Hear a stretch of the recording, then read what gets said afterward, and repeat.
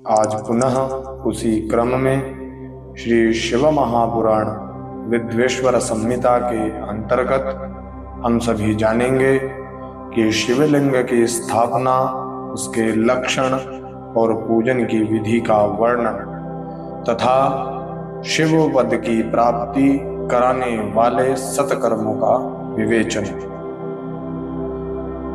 तो चलिए प्रारंभ करते हैं। ओम श्री गुरुभ्यो नमः। अखंड मंडलाकारं व्याप्तं येन चराचरं तत्पदं दर्शितं येन तस्मै श्री गुरुवे नमः। गुरुर्ब्रह्मा गुरुर्विष्णु गुरुर्देवो महेश्वरः गुरुर्साक्षात् परब्रह्मा तस्मै श्री गुरुवे नमः। ओम श्री वेद पुरुषाय नमः। श्री पुराण पुरुषोत्तमाय नमः। विद्वेश्वर संहिता। ऋषियों ने पूछा, सूत जी, शिवलिंग की स्थापना कैसे करनी चाहिए, उसका लक्षण क्या है तथा उसकी पूजा कैसे करनी चाहिए, किस देश काल में करनी चाहिए और किस द्रव्य के द्वारा उसका निर्माण होना चाहिए। सूत जी ने कहा, महर्षियों, मैं तुम लोगों के लिए इस विषय का वर्णन करता हूँ, ध्यान देकर सुनो और समझो। शुभ समय में किसी पवित्र तीर्थ में नदी आदि के तट पर अपनी रुचि के अनुसार ऐसी जगह शिवलिंग की स्थापना करनी चाहिए जहां नित्य पूजन हो सके। पार्थिव द्रव्य से, जलमय द्रव्य से अथवा तेजस पदार्थ से अपनी रुचि के अनुसार कल्पोक्त लक्षणों से युक्त शिवलिंग का निर्माण करके उसकी पूजा करने से उपासकों को उस पूजन का पूरा फल प्राप्त होता है। संपूर्ण शुभ लक्षणों से युक्त शिवलिंग की यदि पूजा की जाए तो वह तत्काल पूजा का फल देने वाला होता है। यदि चल प्रतिष्ठा करनी हो तो इसके लिए छोटा सा शिवलिंग अथवा विग्रह श्रेष्ठ माना जाता है, और यदि अचल प्रतिष्ठा करनी हो तो स्थूल शिवलिंग अथवा विग्रह अच्छा माना गया है। उत्तम लक्षणों से युक्त शिवलिंग की पीठ सहित स्थापना करनी चाहिए। शिवलिंग का पीठ मंडलाकार, गोल, चकोर, त्रिकोण अथवा खाट के पाए की भांति ऊपर नीचे मोटा और बीच में पतला होना चाहिए। ऐसा लिंग पीठ महान फल देने वाला होता है। पहले मिट्टी से, प्रस्तर आदि से अथवा लोहे आदि से शिवलिंग का निर्माण करना चाहिए। जिस द्रव्य से शिवलिंग का निर्माण हो उसी से उसका पीठ भी बनाना चाहिए। यही स्थावर अचल प्रतिष्ठा वाले शिवलिंग की विशेष बात है। चर मतलब कि चल प्रतिष्ठा वाले शिवलिंग में भी लिंग और पीठ का एक ही उपादान होना चाहिए, किंतु बाण लिंग के लिए यह नियम नहीं है। लिंग की लंबाई निर्माणकर्ता या स्थापना करने वाले जजमान के 12 अंगुल के बराबर होनी चाहिए। ऐसे ही शिवलिंग को उत्तम कहा गया है। इससे कम लंबाई हो तो फल में कमी आ जाती है, अधिक हो तो कोई दोष की बात नहीं। चरलिंग में भी वैसा ही नियम है। उसकी लंबाई कम से कम कर्ता के 1 अंगुल के बराबर होनी चाहिए। उससे छोटा होने पर अल्प फल प्राप्त होता है। किंतु उससे अधिक होना दोष की बात नहीं। हे यजमान, कोई बात नहीं है, किंतु उससे अधिक होना दोष की बात नहीं है। यजमान को चाहिए कि वह पहले शिल्प शास्त्र के अनुसार एक विमान या देवालय बनवाए जो देवगणों की मूर्तियों से अलंकृत हो। उसका गर्भगृह बहुत ही सुंदर, सुदृढ़ और दर्पण के समान स्वच्छ हो। उसे 9 प्रकार के रत्नों से विभूषित किया गया हो। उसमें पूर्व और पश्चिम दिशा में 2 मुख्य द्वार। जहां शिवलिंग की स्थापना करनी हो उस स्थान के गर्त में नीलम, लाल, वैदुर्य, श्याम, मरकत, मोती, मूंगा, गोमेद और हीरा, इन 9 रत्नों को तथा अन्य महत्वपूर्ण द्रव्यों को वैदिक मंत्रों के साथ छोड़े। सद्योजात आदि 5 वैदिक मंत्रों द्वारा शिवलिंग का 5 स्थानों में क्रमशः पूजन करके अग्नि में हविष्य की अनेक आहुतियां दे और परिवार सहित मेरी पूजा करके गुरु स्वरूप आचार्य को धन से तथा भाई बंधुओं को मनचाही वस्तुओं से संतुष्ट करे।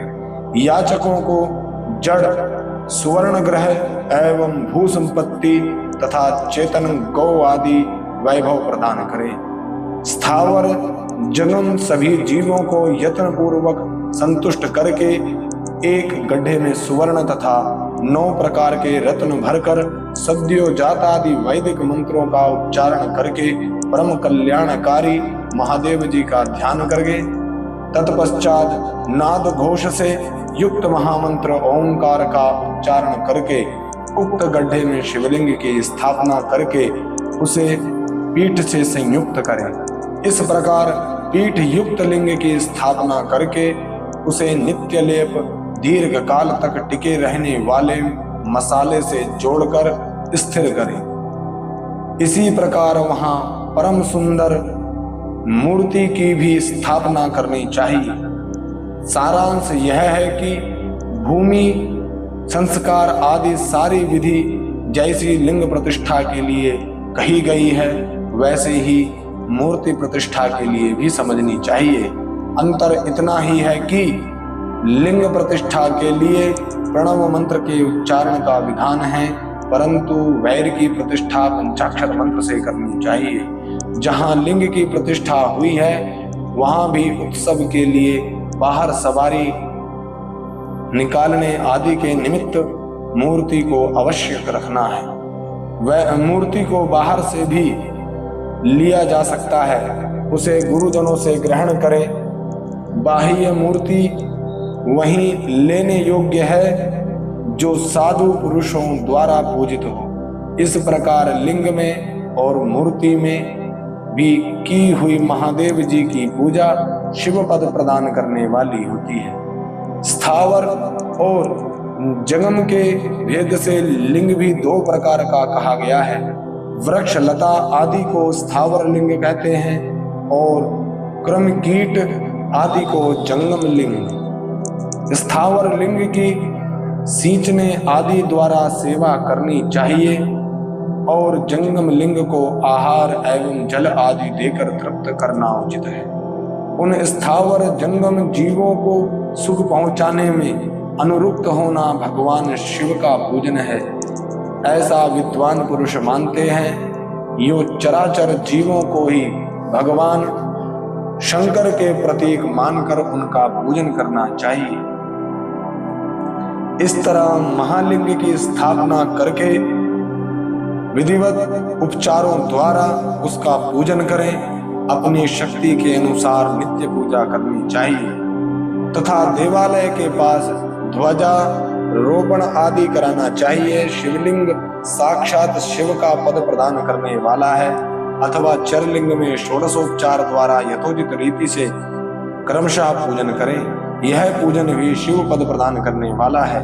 आवाहन, आसन, अर्घ्य, पाद्य, पाद्यांग, आचमन, अभयंग पूर्वक स्नान, वस्त्र एवं यज्ञोपवीत, गंध, पुष्प, धूप, दीप, नैवेद्य, तांबूल, समर्पण, नीरांजन, नमस्कार और विसर्जन, ये 16 उपचार हैं। अथवा अर्घ्य से लेकर नैवेद्य तक विधिवत पूजन करें। अभिषेक, नैवेद्य, नमस्कार और तर्पण ये सब यथाशक्ति नित्य करें। इस तरह किया हुआ शिव का पूजन शिव पद की प्राप्ति कराने वाला होता है। अथवा किसी मनुष्य के द्वारा स्थापित शिवलिंग में, ऋषियों द्वारा स्थापित शिवलिंग में, देवताओं द्वारा स्थापित शिवलिंग में, अपने आप प्रकट हुए स्वयंभू शिवलिंग में तथा अपने द्वारा नूतन स्थापित हुए शिवलिंग में भी उपचार समर्पण पूर्वक जैसे तैसे पूजन करने से या पूजन की सामग्री देने से भी मनुष्य जो कुछ कहा गया है वह सारा फल प्राप्त कर लेता है। क्रमशः परिक्रमा और नमस्कार करने से भी शिवलिंग शिवपद की प्राप्ति कराने वाला होता है। यदि नियम पूर्वक शिवलिंग का दर्शन मात्र कर लिया जाए तो वह भी कल्याणप्रद होता है। मिट्टी, आटा, गाय के गोबर, फूल, कनेर, पुष्प, फल, गुड़, मक्खन, भस्म अथवा अन्न से भी अपनी रुचि के अनुसार शिवलिंग बनाकर तदनुसार उसका पूजन करें। अथवा प्रतिदिन 10,000 प्रणव मंत्र का जप करें अथवा दोनों संध्याओं के समय एक एक सहस्त्र प्रणव का जप किया करें। यह क्रम भी शिव पद की प्राप्ति कराने वाला है, ऐसा जानना चाहिए। जप काल में मकरांत प्रणव का उच्चारण मन की शुद्धि करने वाला होता है। समाधि में मानसिक जप का विधान है तथा अन्य समय भी उपांशु जप करना चाहिए। नाद और बिंदु से युक्त ओंकार के उच्चारण को विद्वान पुरुष समान प्रणव कहते हैं। यदि प्रतिदिन आदर पूर्वक 10,000 पंचाक्षर मंत्र का जप किया जाए अथवा दोनों संध्याओं के समय एक एक सहस्त्र ही जप किया जाए तो उसे शिव पद की प्राप्ति कराने वाला समझना चाहिए। ब्राह्मणों के लिए आदि में प्रणव से युक्त पंचाक्षर मंत्र अच्छा बताया गया है। कलश से किया हुआ स्नान, मंत्र की दीक्षा, मातृकाओं न्यास, सत्य से पवित्र अंतःकरण वाला ब्राह्मण तथा ज्ञानी गुरु, इन सब को उत्तम माना गया है। द्विज के लिए नमः शिवाय के उच्चारण का विधान है। द्विजेतरों के लिए अंत में नमः पद के प्रयोग की विधि है, अर्थात वे शिवाय नमः इस मंत्र का उच्चारण करें। स्त्रियों के लिए भी कहीं कहीं विधि पूर्वक नमोन्त उच्चारण का ही विधान है, अर्थात वे भी शिवाय नमः का ही जप करें। कोई ऋषि ब्राह्मण की स्त्रियों के लिए नमः पूर्वक शिवाय के जप की अनुमति देते हैं, अर्थात वे नमः शिवाय का जप करें। पंचाक्षर मंत्र का 5 करोड़ जप करके मनुष्य भगवान सदाशिव के समान हो जाता है। 1, 2, 3 अथवा 4 करोड़ का जप करने से क्रमशः ब्रह्मा, विष्णु, रुद्र तथा महेश्वर का पद प्राप्त होता है। अथवा मंत्र में जितने अक्षर हैं उनका पृथक पृथक 1-1 लाख जाप करें अथवा समस्त अक्षरों का एक साथ ही जितने अक्षर हों उतने लाख जाप करें। इस तरह के जप को शिव पद की प्राप्ति कराने वाला समझना चाहिए। यदि 1000 दिनों में प्रतिदिन 1 सहस्त्र जप करके क्रम से पंचाक्षर मंत्र का 10 लाख जप पूरा कर लिया जाए और प्रतिदिन ब्राह्मण भोजन कराया जाए तो उस मंत्र से अभीष्ट कार्य की सिद्धि होने लगती है। ब्राह्मण को चाहिए कि वह प्रतिदिन प्रातः काल 1008 बार गायत्री का जप करे। ऐसा होने पर गायत्री क्रमशः शिव पद प्रदान करने वाली होती है। वेद मंत्रों और वैदिक सूक्तों का भी नियम पूर्वक जप करना चाहिए। वेदों का पारायण भी शिव पद की प्राप्ति कराने वाला है, ऐसा जानना चाहिए। अन्यान्य जो बहुत से मंत्र हैं उनका भी जितने अक्षर हों उतने लाख जप करें। इस प्रकार जो यथाशक्ति जप करता है वह क्रमशः शिव पद मोक्ष प्राप्त कर लेता है। आपकी रुचि के अनुसार किसी एक मंत्र को अपनाकर मृत्यु पर्यंत प्रतिदिन उसका जप करना चाहिए अथवा ओम इस मंत्र का प्रतिदिन 1 सहस्र जप करना चाहिए। ऐसा करने पर भगवान शिव की आज्ञा से संपूर्ण मनोरथों की सिद्धि होती है। जो मनुष्य भगवान शिव के लिए फुलवाड़ी या बगीचे आदि लगाता है तथा शिव के सेवा कार्य के लिए मंदिर में झाड़ने बुहारने आदि की व्यवस्था करता है, वह इस पुण्य कर्म को करके शिव पद प्राप्त कर लेता है। भगवान शिव के जो काशी आदि क्षेत्र हैं उनमें भक्ति पूर्वक नित्य निवास करे, वह जड़ चेतन सभी को भोग और मोक्ष देने वाला होता है। अतः विद्वान पुरुषों को भगवान शिव के क्षेत्र में आमकरण निवास करना चाहिए। पुण्य क्षेत्र में स्थित बावड़ी, कुआ और पोखरे आदि को शिव गंगा समझना चाहिए। भगवान शिव का ऐसा ही वचन है। वहां स्नान, दान और जप करके मनुष्य भगवान शिव को प्राप्त कर लेता है। अतः मृत्यु पर्यंत शिव के क्षेत्र का आश्रय लेकर रहना चाहिए।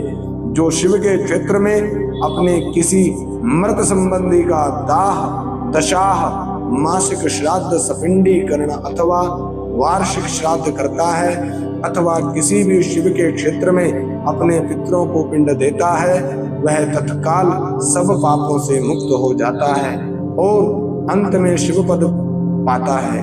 अथवा शिव के क्षेत्र में 7, 5, 3 या 1 ही रात निवास कर ले। ऐसा करने से भी क्रमशः शिव पद की प्राप्ति होती है। लोक में अपने अपने वर्ण के अनुरूप सदाचार का पालन करने से भी मनुष्य शिव पद को प्राप्त कर लेता है। वर्णानुकूल आचरण से तथा भक्ति भाव से वह अपने सत्कर्म का अतिशय फल पाता है। कामना पूर्वक किए हुए अपने कर्म के अभीष्ट फल को शीघ्र ही पा लेता है। निष्काम भाव से किया हुआ सारा कर्म साक्षात शिव पद की प्राप्ति कराने वाला होता है।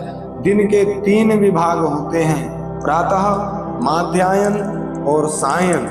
इन तीनों में क्रमशः एक एक प्रकार के कर्म का संपादन किया जाता है। प्रातः काल को शास्त्र विहित नित्य कर्म के अनुष्ठान का समय जानना चाहिए।